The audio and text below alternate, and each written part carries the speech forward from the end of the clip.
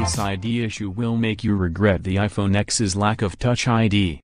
The iPhone X has a sophisticated facial recognition system that has no rival on Android when it comes to security. That's why Face ID can be used to authenticate Apple Pay payments and App Store purchases.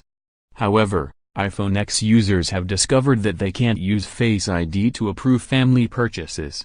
The unexpected annoyance was discovered just in time for Christmas, which is when many people find iOS devices under the tree. Don and number 039 Miss, Amazon's celebrating Christmas Eve with a huge iPad Pro sale and 50% off a home cinema system. Face ID works for regular App Store purchases or other digital content from Apple's online stores, but iPhone users trying to approve purchases for kids or other family members may find themselves having to enter passwords manually.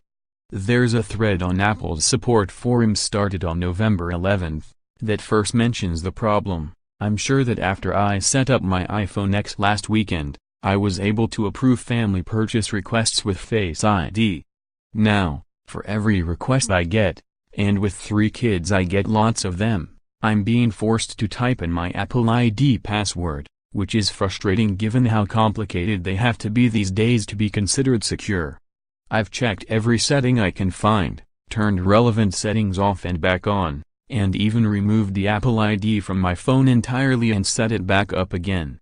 But sadly, it still wants me to type in the full password. Interestingly, it still lets me use Touch ID on my iPad to approve, so it seems to be specific to the iPhone X, Face ID combo. Others have observed the same behavior, which seems to be intentional on Apple's part. Apple, meanwhile, has not explained its thinking. One possible explanation may be that Apple is trying to prevent children from approving purchases using the iPhone X of their parents, as kids can hack Face ID and unlock these devices.